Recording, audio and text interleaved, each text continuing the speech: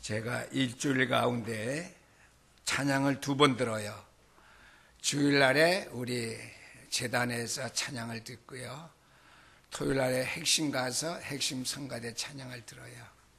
거기 성가대가 엄청 많지요. 한 7, 80명 되는데 저는 거기 찬양보다는 솔직히 우리 교회 찬양의 은혜를 더 많이 받아요.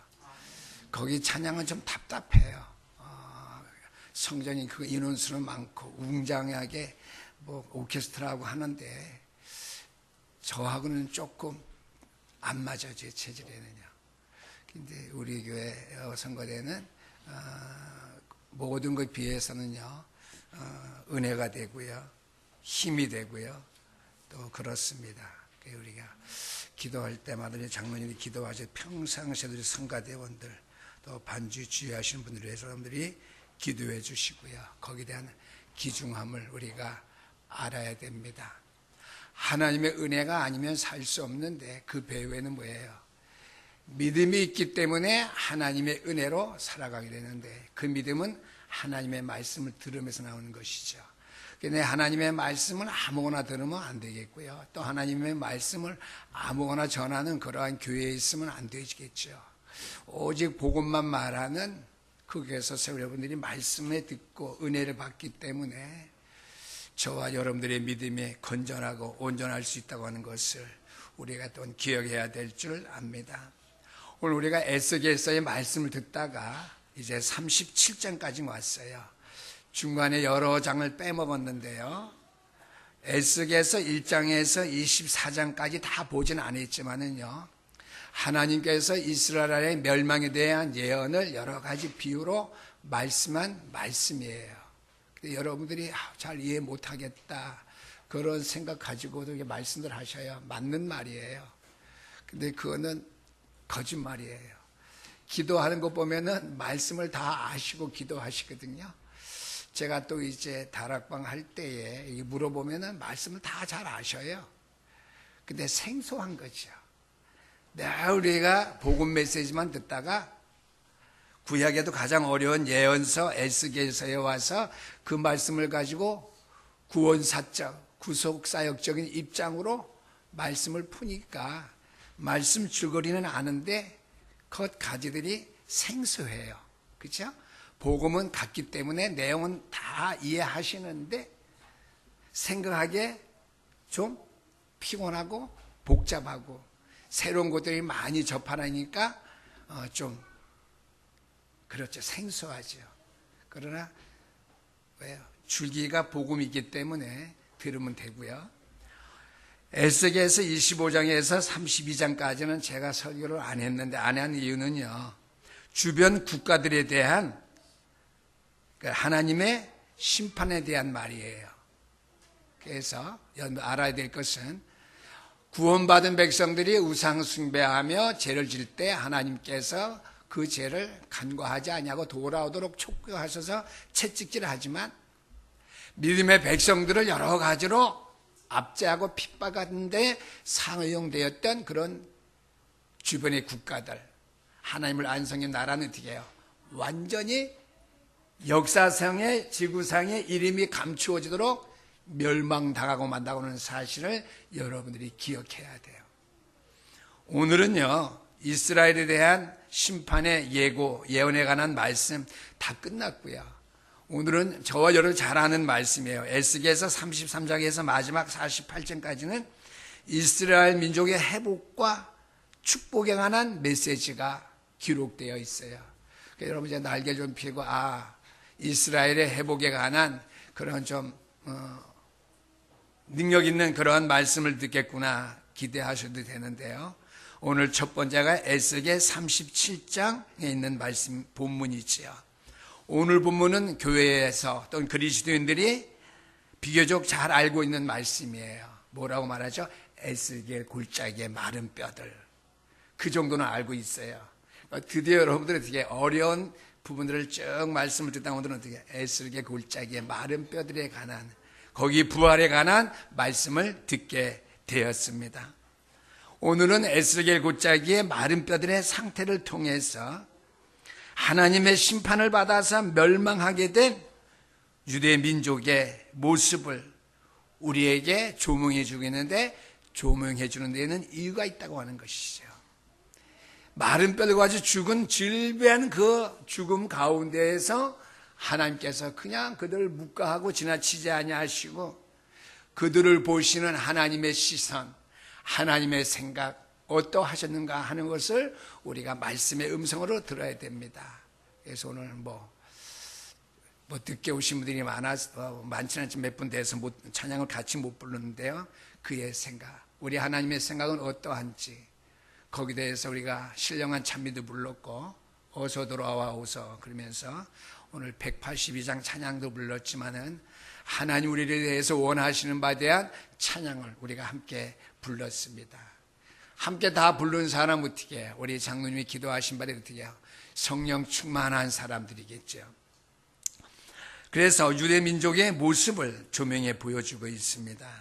먼저 첫 번째로 우리가 에스겔 골짜기의 마른 뼈를 통해서 생각해 볼 것은요, 멸망당한 유다 민족의 상태를 우리가 보고, 또 주님께서 그것을 어떻게 하시고자 하는가 하는 것을 우리가 봐야 됩니다. 오늘 37장 1절 2절 말씀 보니까 여호와께서 권능으로 내게 임재하시고, 에스겔 선지자에게 얘기죠. 그에게 영으로 성령의 인도하신 가운데 그를 데리고 가서, 근데 우리가 흔히 말하는 에스겔 골짜기 가운데 두셨는데 거기에 뼈가 가득하더라. 죽은 사람들이 많다고 하는 것이죠. 그 다음에 나를 그 뼈 사방으로 지나가게 하시기를 본즉 그 골짜기 지면에 뼈가 심이 많고 아주 말랐더라. 죽은 뼈들이 많은데, 죽어 있는 사람들 뼈들이 많이 있는데 그 뼈들이 말랐다고 하는 거예요. 오래되었다고 하는 것이고요. 소망이 없는 진짜 마른 뼈들이라는 사실을 에스겔 선지자를 통해서 보게 했다라고 하는 것입니다. 이스라엘 민족의 상태가 이미 절망적인 상태에 있음을 암시해주는 오늘 1절과 2절의 말씀인 동시에 생명의 흔적이라고는 찾아볼 수 없는, 남아있지 아니하는 그런 현장이라는 것을 우리에게 보여주고 있어요.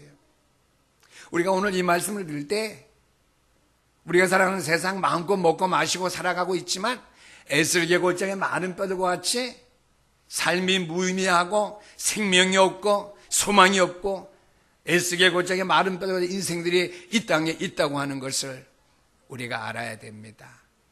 이 부분을 얘기하는 여러분 잘 알 줄 믿는데 좀 찔러주면은 조금 말씀을 더디 이해하는 분들에게 도움이 될까 해서 서론에서 제가 이 부분을 밝혀 말씀해 드립니다. 전혀 남아있지, 생명의 생기가 남아있지 않음을 말해주고 있는데요, 9절에 가서 보니까 또 내게 이르시되 하나님께서 인자야 너는 생기를 향하여 태어나라. 생기에게 태어나야 이르기를 주 여호와께서 같이 말씀하시기를 생기야 사방에서부터 와서 이 죽음을 당한 자에게 불어서 살아내게 하라 하셨다 하라 그랬습니다. 하나님의 역사가 시작되기 이전에 이스라엘 민족의 상태는 이미 사망한 상태여 죽은 상태인 것을 알 수 있어요. 왜요? 에스겔 선지자에게 가서 여기에 생기를 불어넣으라고 그랬거든요. 그 말은 생명이 없다라고 하는 것이죠. 생명이 없는 에스겔 골짜기에 많은 뼈들이라고 하는 그러한 말씀이 되겠습니다. 또한 11절 말씀에 보니까 또 내게 이르시되 인자야 이 뼈들은 이스라엘의 온 족속이라. 그들이 이르기를 우리의 뼈들이 말랐고 우리의 소망이 없어졌으니 우리는 다 멸절됐다 하느니라. 제가 앞서 말씀드린 많이 말했죠. 11절 말씀들. 이 뼈들은 이스라엘 족속들이에요. 말하고 있어요. 근데 그들이 말하기를 뭐라냐? 우리는 소망이 없다. 우리의 뼈들이 말랐고 우리는 다 멸절되었다. 에스겔의 뼈들과 마찬가지로 이스라엘 족속, 민족이 그렇게 생각하고 있다고 하는 것이죠. 바빌론의 포로로 전 세계에 흩어져 사는 비참한 운명인 것을 우리에게 밝히 말씀해 주고 있습니다. 하나님께서 이러한 민족을, 이러한 영혼들에게 새로운 역사를 시작하시기 전에 오늘 주 대상은 이스라엘 백성이죠. 이스라엘 백성들을 자각하게 하시고 그 후에 하나님과의 관계 속에서 그들에게 새로운 소망을 갖도록 하시기 위해서 하나님께서 보여주시는 현장이고요, 하나님께서 질문하시는 현장입니다. 가장 중요한 것은 우리 자신이 알아야 돼요. 자가 스스로 하나님의 말씀을 통해서 우리가 알아야 된다는 말씀이죠. 그래서 오늘 3절 말씀 보니까 그가 하나님께서 내게 에스겔에게 이르시되 인자야 이 뼈들이 능히 살 수 있겠느냐 하시기로 내가 대답하되 주 여호와여 주께서 아시나이다 그랬습니다. 아까도 장로님이 그렇게 기도하셨어요. 대언하여. 일찍 오셔서 성경을 보셨죠. 집에서 미리 어떻게 보셨든지 대언하여 그랬습니다. 하나님의 말씀은 제 인간이 전하는 거지만, 목사가 전하는 거지만 하나님의 말씀이기 때문에 대언하는 거예요. 대학 교수 박사가 말하는 지식 전하는 것, 강의하는 거하고 틀려요. 하나님의 말씀 대언입니다. 3절 말씀 인자야 이 뼈들이 능히 살겠느냐, 하나님께서 누구에게 물어보냐, 곤란하게 에스겔에게 물어봐요. 그 현장에 데려가서요. 어떻게 대답해야 되죠? 하나님 죄송하지만은요 살 수 없습니다. 대개는 그렇게 말할 수밖에, 그렇게 말해야 되죠. 가망 없습니다. 이스라엘 백성들 포로되어 있는 것, 전 세계에 흩어져 있는 것, 그걸 보면은 그래도 좀 말이 달라질 수가 있는데, 에스겔 곧장에 마른 뼈들 생기가 없고 마른 뼈들을 가리키면서 이들이 능히 살 수 있겠느냐, 그건 어떻게 돼요? 10중 8구 거의 다 같아요. 살 수 없습니다. 아니요 그래야 되겠죠. 그러니까 주의 종이 하나님께서 물어보는데 그렇게 할 수 있겠어요, 없겠어요? 저도 믿음 없어서요 물어본다면 하나님 할 수 없습니다. 양심적으로 그렇게 말할 수밖에 없는데, 조금 남아있는 양심 믿음 가지고 하나님께서는 할 수 있겠지요. 그렇죠? 저와 여러분들 거기에 대답할 수 있을 거예요. 에스겔 선지자도 그럴 수밖에 없었겠지만은요, 주의 종의 양심, 최소한의 믿음, 최소한에 가지고 있는 그 말씀 속에서 주님 앞에, 하나님 앞에 대답합니다. 주께서 아시나이다. 주께서 아시나이다. 그렇게 대답할 수밖에 없었던 것 같습니다. 두 번째 큰 대지입니다. 그러면 이 뼈들이 능히 살 수 있겠느냐? 하나님께서 에스겔 선지자에게 물어봤는데요, 큰 두 번째 말씀이 되는 이 에스겔 곧자기의 마른 뼈들의 부활입니다. 부활, 살아나는 것이 부활. 마른 뼈들의 부활은 어떻게 생겨날 수 있을까, 부활할 수 있을까 하는 것이죠. 작은 1번입니다. 말씀의 사역으로만 가능하다고 하는 말씀이 되겠습니다. 오늘 7절 말씀, 이에 내가 명령을 따라 대언하니 대언할 때에 소리가 나고 움직이며 이 뼈 저 뼈가 맞아 뼈들이 서로 연결되더라 그랬습니다. 하나님의 말씀을 대언할 때에, 사모들이 왜 중요하냐? 하나님이 살아있는 말씀이에요. 하나님의 말씀을 주의 종이 대언할 때에, 말씀의 사역을 시작할 때에 가능성이 나타났는데요, 뼈들이 움직이고 이 뼈 저 뼈가 들어맞아서 뼈들이 서로 연결되었다고 그랬습니다. 7절 말씀에 말씀 사역 시작하기 전에 하나님께서 그 뼈들에 대해서 어떻게 할 것인지 말씀하셨어요. 5절에서 6절 말씀 보니까 주 여호와께서 이 뼈들에게 이같이 말씀하시기를 내가 생기를 너희에게 들어가게 하리니 너희가 살아나리라. 너희의 힘줄을 두고 살을 입히고 가죽으로 덮고 너희 속에 생기를 넣으리니 너희가 살아나리라. 또 내가 여호와인 줄 너희가 알리라 하셨다. 살뿐만 아니라 심줄, 뼈들이 연결되어지고 심줄이 입혀지고 가죽이 덮여질 뿐만 아니라 그때서야 그들이 내가 여호와 하나님인 줄 알리라 그랬어요. 근데 드디어 7절 말씀에 어떻게 해요? 에스겔 선지자가 하나님의 말씀을 대언할 때에 뼈들이 움직이며 연결되기 시작했죠.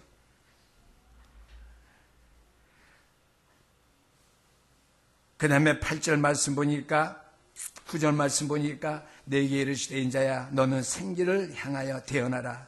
생기에 되게 태어나여 이르기를 주 여호와께서 같이 말씀하시기를 생기야 사방에서 붙어와서 이 죽음을 당한 자에게 불어서 살아나게 하라 하셨다 하라 그랬습니다.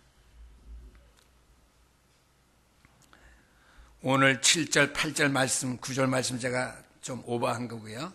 7절 8절 말씀 보니까 뼈들이 움직여서 연결되어지고 앞서 말씀한 대로 힘줄이 입혀지고 가죽 살이 입혀지겠죠.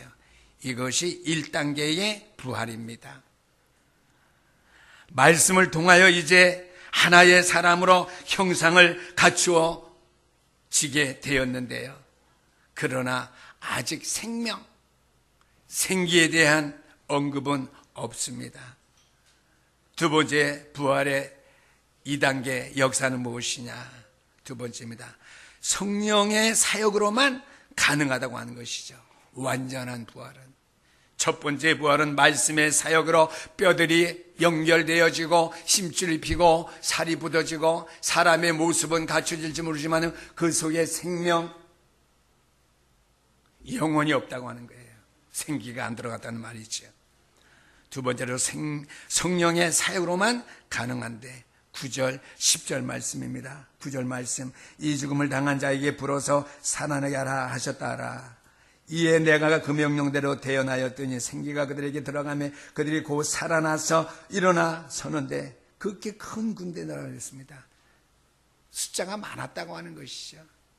많은 영혼들이 살게 되었다고 하는 것이죠. 그들이 곧 살아나서 그랬습니다. 10절 말씀에 생기라고 하는 단어는요 호흡 또는 생으로도 번역하는데요 히브리 말로는 푸시케입니다. 하나님께서 인간을 창조하신 다음에 하나님의 형상화 되기 위해서 코에 생기를 불어넣으니 하나님의 영이에요. 성령입니다. 신학적으로 성령이다 하나님의 영이 많이 하는데 우리는 신학적인 거 필요 없어요. 하나님의 영 성령입니다. 생명의 영입니다. 푸시케.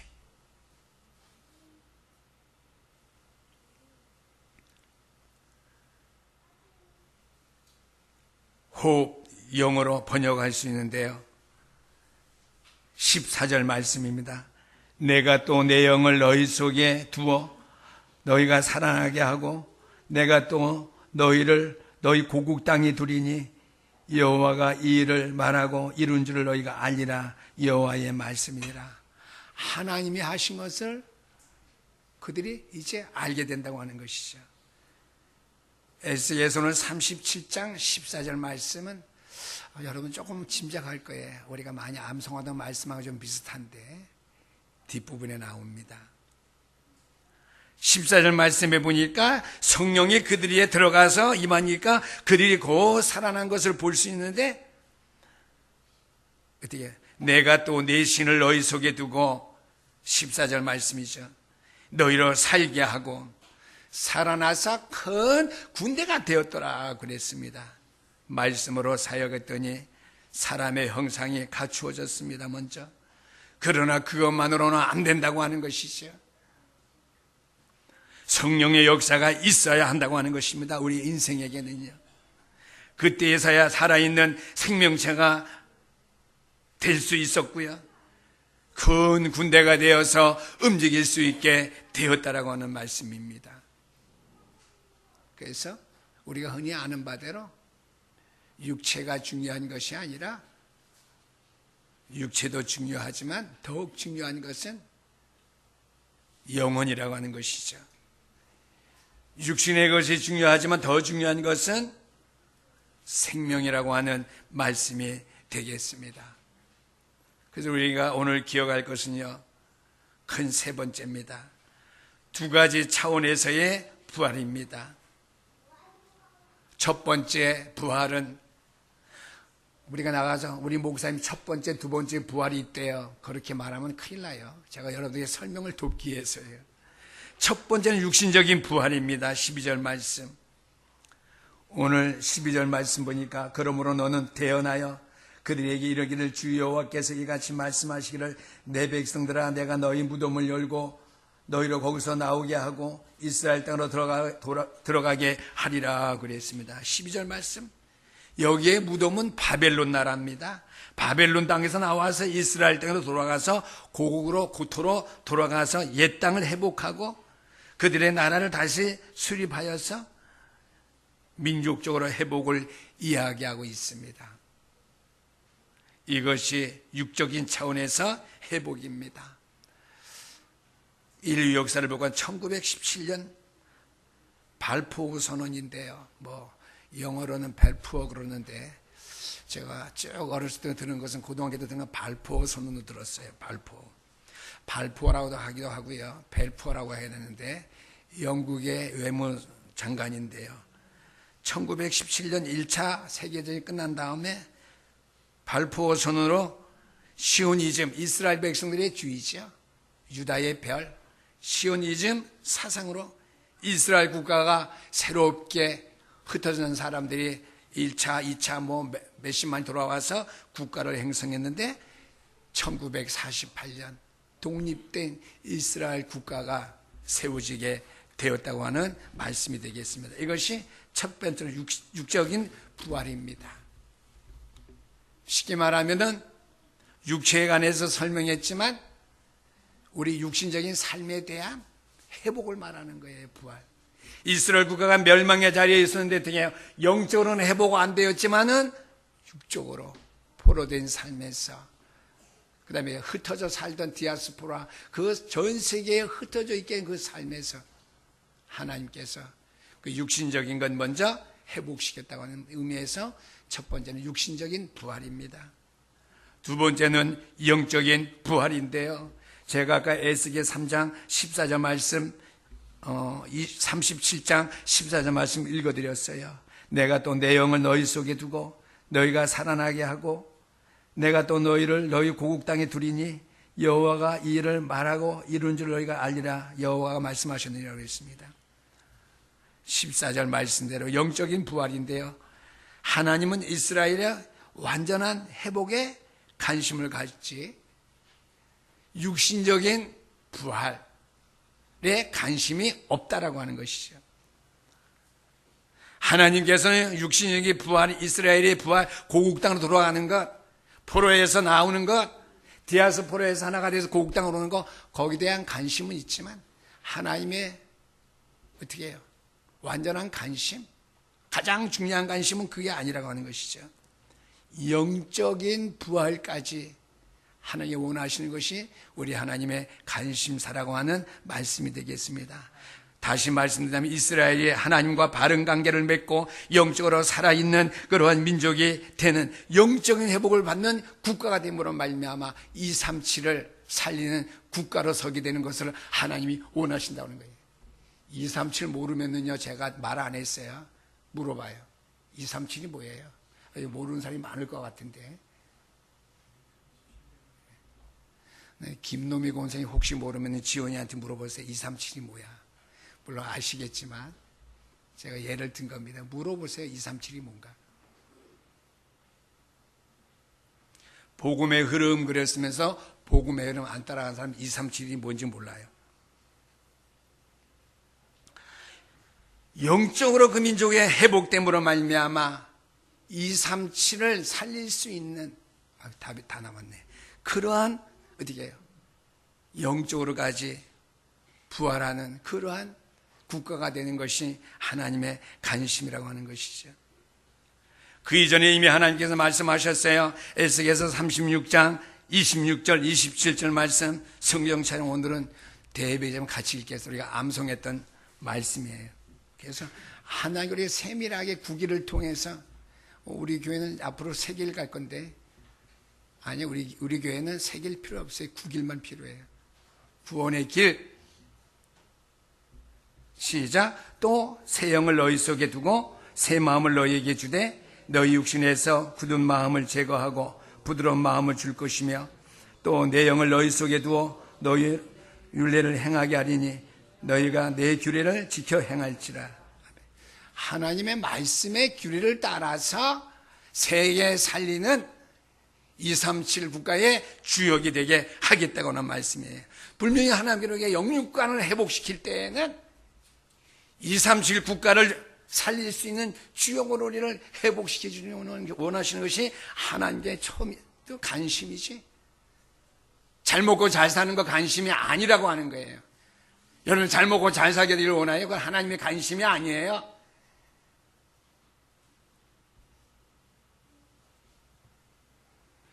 오늘 에스겔서 36장 26절 27절 말씀 더욱 중요하게 강조해주고 있습니다. 36장 24절 말씀 보니까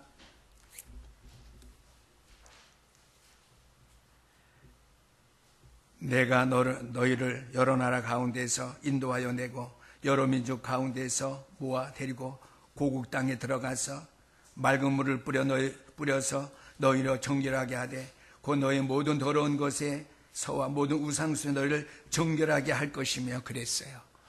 36절 30절 말하기 전에 정결하게 한다고 하는 거예요. 저와 여러분들을 부르실 때 이미 정결하도록 하나님께서 과거, 현재, 미래 모든 문제에서 완전히 여러분들을 구원해 주셨어요. 살려주셨어요. 그것이 1차적인 부활, 2차적인 부활이에요. 뭐 이렇게 구분하면 또 이단이나 이런 이해를 돕기 위해서 제가 구분해서 말씀드리는 거예요. 생각을 깊이 안 가질 수가 있으니까. 늘 말씀을 상고하면 그게 다 이해되어지는데 그렇게 안 되어진가 제가 쪼갤 수밖에 없어요.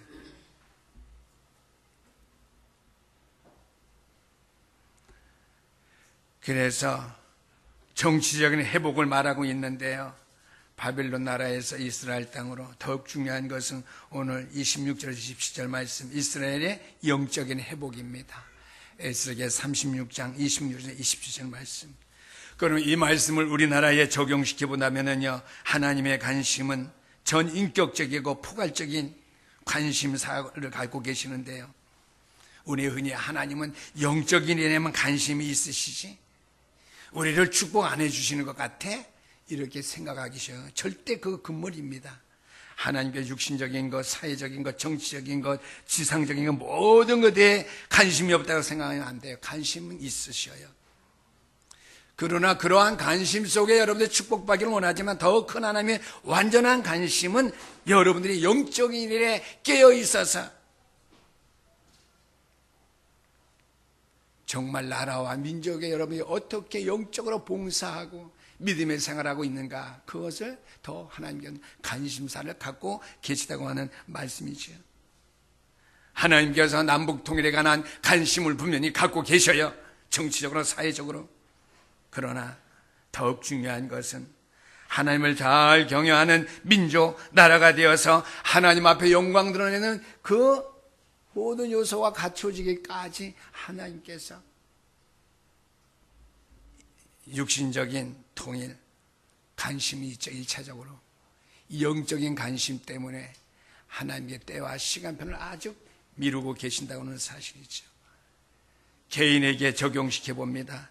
하나님은 여러분들이 부자가 되어서 풍요롭게 사는 일에 관심을 갖고 계십니다. 그러나 더욱 중요한 관심은요, 이 풍요의 근원이신 하나님을 영원토록 떠나지 아니하고 버리지 아니하고 불신앙하지 아니하고 그래 하나님 앞에 합당하게 나아갈 수 있는 믿음의 모습을 갖추기까지, 그래서 하나님과의 바른 관계 속에서 하나님을 기쁘시게 되는 모든 삶이 회복되기까지 영적인 여러분의 삶에 더 깊은 관심을 갖고 계신다고 하는 사실이죠. 저는요, 하나님께서 왜 축복해 주지 아니하시는가 그런 생각 가질 때가 있었죠.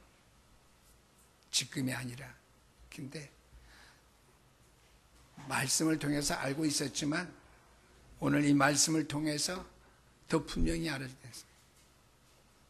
다른 세계, 다른 지역은 어떠든지 상관없이 오늘 우리의 현장에서 하나님이 이렇게 큰 기뻐하실 만한, 영광 돌릴 만한 그런 큰 관심 속에 우리가 뿌리 내려질 때에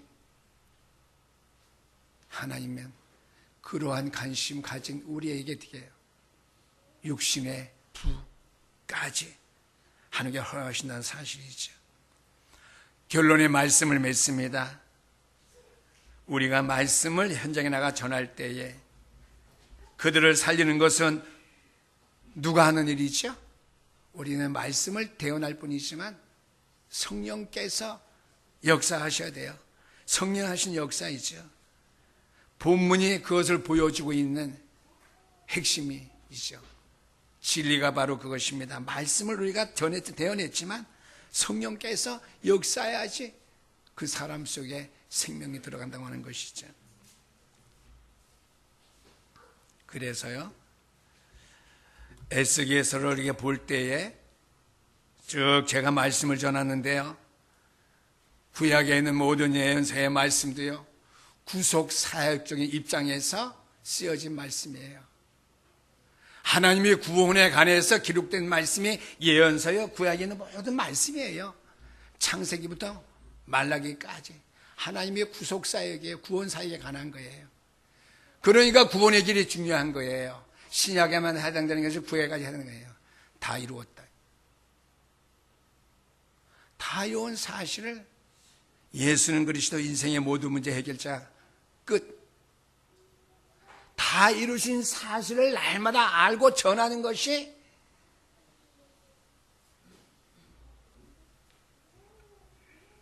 하나님의 구속사역의 시작이고 완성이에요. 오늘 에스겔서도 마찬가지예요. 다 이루은 사실 그냥 한번 알고 끝나는 게 아니라 늘 우리가 확인해야 되는 거예요. 확인하지 않으면요, 금요일날 여러분 철학기도 안 나오셨으니까 이번 주에 많이 안 나오셨어요. 약속해놓고도 안 나오신 분들이 있어요. 약속은 반드시 지켜야 돼요. 하나님 앞에 약속한 거니까. 올무트를 각인된 것에서 내 체질이 안 바뀌어요. 눈에 안 보이지만 올인할 때에 내가 어떤 올무에 붙잡혔을까? 내가 어디에 각인됐을까? 내가 어떤 틀에 갇혀 있을까? 참 반대로 생각해요. 그게 아니에요. 오직 하나님의 영광을 위해서 다 이루은 사실을 날마다 기억하고 늘 믿을 때, 그래서 요한복음 5장 24절 다 이루신 주님께서 한 가지만 우리에게 요구하셨어요. 그걸 가지고 늘 다녀라, 머리 베긴 이게 비구자라 그러지 않았어요. 행해라 그러지 않았어요. 뭐하라 그러죠? 믿으라고 하셨어요. 한 가지만 요구하셨어요. 다 이루신 그 사실을 믿으라고요. 또 믿으라고 하셨을 뿐만 아니라 어떻게 해요? 로마서 10장 10절 말씀 뭐예요? 시인하는 거죠. 늘 시인하래요. 나는 시인하는데요, 거짓말하는 거예요. 나가서 대언해야지 시인하는 거예요. 영접운동해야 시인하는 거예요. 그 다음에 어떻게 해요? 요한복음 1장 12절 하나님의 자녀들에게 권세를 주셨으니, 권세를 받았으니까 영접하래요. 마음속에 늘 그 사실을 가지고 살아야 되는 거예요. 그러지 않으니까 늘 주님께서 요한계시록 3장 2절 말씀 늘 두드리고 계신데요. 고성도 목사 왜 안 하느냐, 신영에게 김장로님아 왜 안 그러느냐 늘 여러분의 문을 두드린다는 거예요. 그러면서 잠언 20장 1절 말씀, 우리 종 목사님이 5분 구원 얘기를 다시 이걸 만들어야 되는 거, 제가 빠진 거 지금 설명하는 거 다시 해서 전삼위 은원에서 제가 드릴 테니까 자랑하지 말아요. 너는 내 일을 자랑하지 마라. 다음 주에, 이번 주에 주말이 월말이니까 바쁘니까 좀 쉬고 다음 주부터 하지. 가정일이 좀 많고 내가 좀 피곤하니까 구원의 길 또 내일 많이 그리면 되지. 그렇게 하지 말라는 거예요. 불신자에게는 내일 일을 자랑하지 말라 그거지만 여러분들에게는 매일 하루하루 삶 속에 하나님의 말씀에 집중해서 하라는 거예요. 내일 일을 자랑, 잠깐 시간 자랑하지 말고 시킬 때 하라는 거예요. 그게 참 귀해요. 어제도 다락방 세템 했는데요, 5분 구원의 길 제가 어느 정도 확인하기 위해서 그리라고 그랬더니 얼마나 쉬어서 잘 못 그리는데, 나도 하루 쉬면은 좀 어정쩡할 때가 있어요. 근데 매일 시간 할 때는 그냥 막 나가기 때문에 내가 매너리즘에 빠지면 안 되는데 그러고 해요. 잘 순종해요. 권사님들. 그래서 잘 못하시죠. 5분 고뇌 메시지는 진짜 여기서 발표하지만 좀 못해요. 그래도 돼요. 왜 이렇게 못할까? 권사님들인데 지금은 얼마가 흘렀는데 창녕교회 같았으면 한 달, 두 달 만에 끝내야 될 부분인데 그래도 생각 안 해요. 격려하면서 괜찮다. 다음 주에 이 부분까지 꼭 해와. 권사님 19가니까 여기까지 해와. 십자가 오른쪽까지. 권사님 더 진도 나가서 33가니까 여기까지는 다 마무리 해와야 돼. 꼭 해오세요. 숙제 내줘요. 숙제는 잘하면 괜찮지만 숙제 안 해와도 학생은 학생이에요. 전도자는 전도자의 숙제 안 해와도. 근데 또 마냥 안 해오세요. 해오셔야죠. 결론의 말씀입니다. 요한복음 5장 24절에서 26절 말씀 보니까 내가 진실로 진실로 너에게 이르노니 내 말을 듣고 또 나 보내신 이를 믿는 자는 영생을 얻었고 심판이 이르지 아니하나니 사망에서 생명으로 옮겨느니라고 그랬습니다. 26절 말씀 아버지께 자기 속에 생명이 있음같이 아들에게 생명을 주어 그 속에 있게 하셨고 그랬습니다. 그리스도 안에서 새로운 사람이 되는 영적인 부활의 가장 모델된 것이 요한복음 5장 24절 25절 말씀이에요. 그 다음에 요한복음 6장 63절 말씀에 보니까 어떤 말씀이 있죠? 살리는 것은 영이니 육은 무익하니라. 내가 너에게 이런 말은 영이요 생명이니라. 하나님의 말씀은 영이요 생명이래요. 생명과 말씀의 조화를 우리에게 말씀해 주고 있습니다. 에스에게 선지자에게 맡기셨던 말씀의 대언을 나에게도 주셨어요. 저와 여러분에게 주셨습니다. 마른 뼈 가운데 살아가는 이웃도 생명 없는 이웃이 죽어가고 있기에 하나님께서 물으십니다. 신영교회 장로야, 권사야, 집사야, 목사야, 구기를 통해서 저들이 살겠느냐고요. 구원의 길을 통해서 저들을 너희들이 살리겠느냐고 하나님께 물으십니다. 아멘? 왜요? 이것이 민족을 향한 헌신, 봉사여, 애국이기 때문입니다. 기도하시겠습니다. 살아계신 우리 하나님 아버지 감사합니다. 세상 사람들이 무엇이 나라를 위한